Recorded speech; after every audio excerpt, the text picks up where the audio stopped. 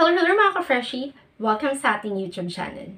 Usapan natin yung mga FAQs or frequently asked questions ng ating mga aspiring applicants kasi sobrang dami na rin akong nare-receive na mga messages sa Facebook, FB page, sa aking TikTok. Sana panoorin nyo tong video na ito bago kayo mag-PM sa akin. Okay, so dating gawin, hindi na ako mag-i-intro para hindi ka na mag-next video. Pa natin is number 1, paano yung application process. Number 2, basic salary. Number 3, working schedule. 4, work at home setup. Number 5, engagements or events. 6, yung location, which is Quezon City site. Okay, so number 1, application process. Based on my experience, last year, walang exam si Optum. So, meron lang is initial interview, mock call, and final interview. Dito guys, sa hiring process, mostly na nakakausap ko na walang BPO experience, bumabagsak sila dahil pinangunahan sila ng kaba. So, ang hirap mag-advise na hanggat maaari, tanggalin mo yung kaba mo. Pero, yun talaga yung number 1 tip.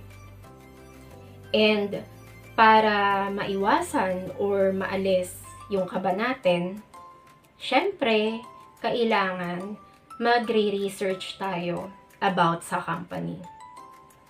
Alam mo kung may bala ka, alam mo yung kumpanyang ina-applyan mo, may idea ka kahit papano sa posisyon na gusto mo, hindi ka kakabahan eh.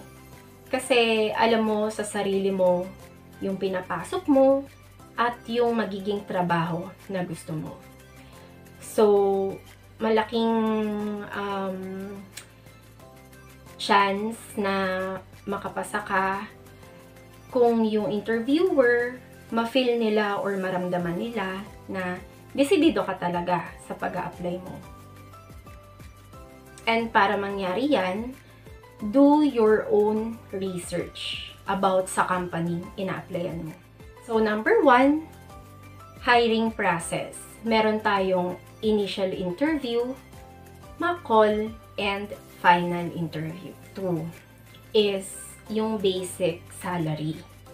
Marami akong nare-receive na mga chats or inquiries kung magkano yung sinusweldo ko or kung magkano ba yung offer sa Optum. Sa totoo lang guys, confidential kasi yan and nakaka-offend, no, na tanungin mo yung taong hindi mo close, magkano ba sweldo mo? Ganon. Maging i-take note nyo yan. Walang magsasabi kung magkano talaga yung totoong sweldo ng isang tao. Okay?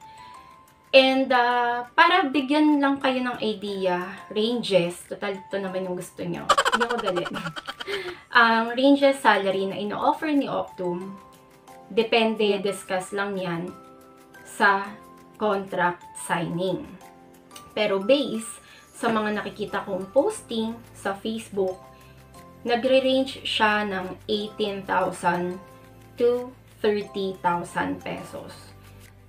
So again, disclaimer, depende to sa experience mo. Depende to kung graduate or undergraduate ka. Depende to kung gaano ka na katagal sa BPO. So, number 2, salary. Number 3, yung schedule. Okay. Sa BPO or call center, normal na talaga na ang schedule mo is panggabi. Dapat dyan pa lang, maging ready na kayo. Kasi kaya nga tinatawag na bayaning puyat dahil mostly gabi talaga ang pasok ng BPO or call center agents.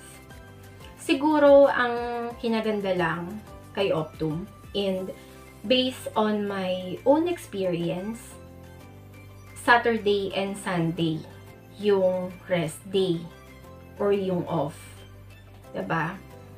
Na-experience ko noon, weekdays yung rest day ko. Sobrang hirap umattend sa mga gathering, sa mga get-together, sa mga birthdays or binyag, lalo kapag weekdays yung rest days mo. So, yun yung isa sa nagustuhan ko. Kaya nag-apply din ako sa Optum. Dahil gusto ko rin ma-experience yung weekends na off. Alam niyo yun, yung tipong Mondays to Fridays, baliktad na yung mundo mo, 'di ba? Tulog ka sa umaga, gising ka sa gabi. Kahit man lang sana sa rest days or Sabado-Linggo na off mo, maramdaman mo na normal ka. So, yun, real talk lang. So, number 3, working schedule.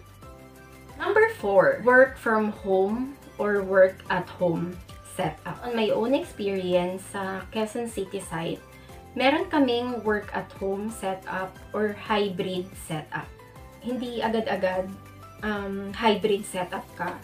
So, during trainings, ayan, need nyo talagang mag-report on-site hanggang ma-endorse kayo sa production floor. So, again, depende to sa department, depende to sa management. So, number 4, work at home or hybrid setup. Number 5, engagements or mga events. Number 5 pa lang, minamanat na ako. Shoot. Okay, so number 5, engagements or events. Dito kay Optum, dun sa department namin, na-experience ko yung may pa-Halloween party para sa mga bata, para sa mga anak ng employees. Na-experience din namin dito yung year-end party na as in bongga sa Marriott Hotel, yung aming year-end party.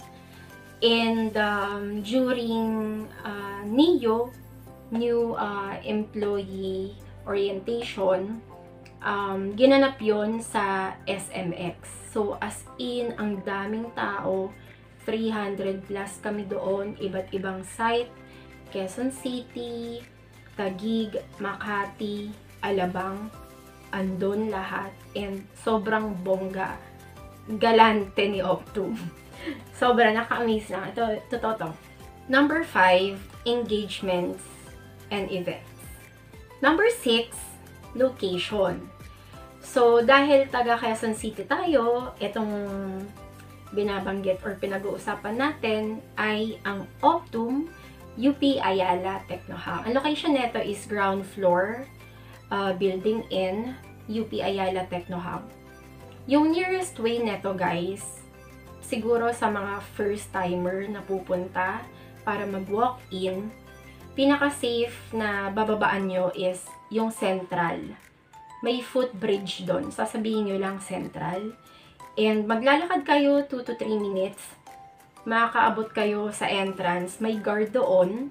Sabihin nyo lang walk-in applicant. And may nag-refer na sa inyo. Ganon. So, number 6, location for Quezon City site. Ay, sa Techno Hub, dalawa yung building ng Optum. Merong building O, meron ding building N. Yung applyan nyo, sa building N yun. Ang color ng building is parang medyo blue-green. Ayan, na building. Diyan kayo mag-walk-in sa mga aspiring applicants. Open sila Mondays to Fridays from 9 AM to 5 PM. I highly suggest na once nakapag-send na kayo ng details sa kakilala nyo, 1 to 2 days na wala pa kayong nare-receive na calls, mag-decide na kayo kung mag-walk-in kayo. Okay? Kasi ang laki ng volumes ng mga applicants, and hindi rin naman natin masisisi yung recruitment kung natatabunan talaga yung applications natin. Best option dyan, if 1 to 2 days wala pang tumatawag sa inyo, mag-decide na kayo kung gusto nyo mag-walk-in. And shoutout pala, ayan, kay Nino. Siya yung ka-work ko or ka-team ko dito sa Optum. Ilalagay ko rin yung kanyang Facebook account dito sa description box. Kung hindi ako makapag-reply sa inyo sa aking Facebook page, pwede nyong i-message si Nino. I-guide niya kayo or pwede niya kayong i-refer kung ready na kayo or decidido na kayong mag-apply sa Optum. Don't forget to like, comment, and subscribe sa aking YouTube channel.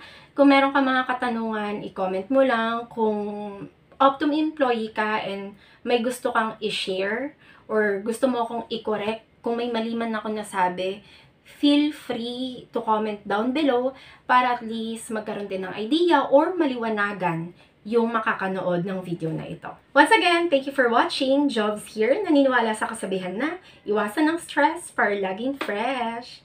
Bye guys!